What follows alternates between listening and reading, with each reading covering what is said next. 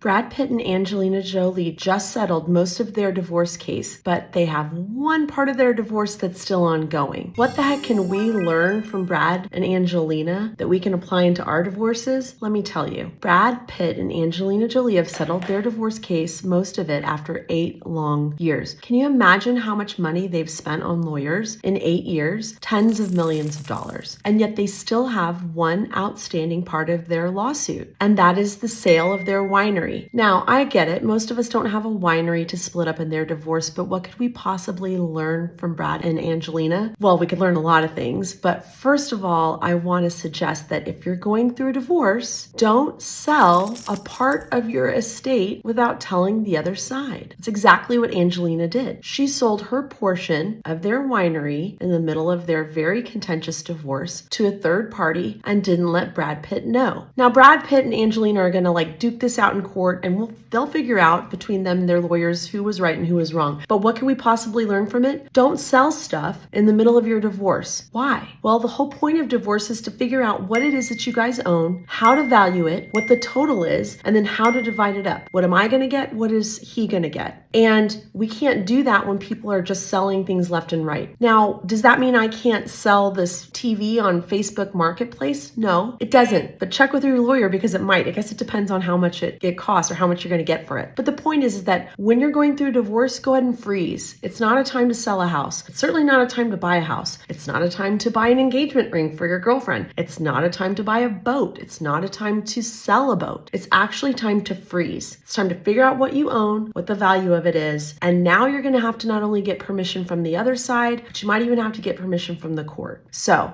it sucks. All that freedom that you wanted, all that unilateral stuff that you're used to doing, all of that stops when you get a divorce. When you're suing the person that you're married to be able to separate your finances, the separated finances that are the subject of your entire divorce can't just go into the hands of third parties. Can't send it to your mom to hold, can't sell it to your sister for her to sell it back to you when you get out of your divorce. We've seen it all. But hey, guess what? Even the celebrities are just like us. They make mistakes too. And if you're dealing with a person who's already sold something in your divorce that they weren't supposed to, that's okay. It wouldn't be the first time doing it. You just have a hearing in front of the court as soon as you can under your state's laws to ask for that to be clawed back or to be made whole. So just because it's already happened doesn't mean you can't punish them for it. Call your lawyer up, find out what rule they specifically violated. In most cases, there's a set of rules that go into place when you file for divorce in your state that tells everybody you can't go selling stuff. So don't be like Angie. Go ahead when you file for divorce, freeze on selling your stuff. Hope it helps.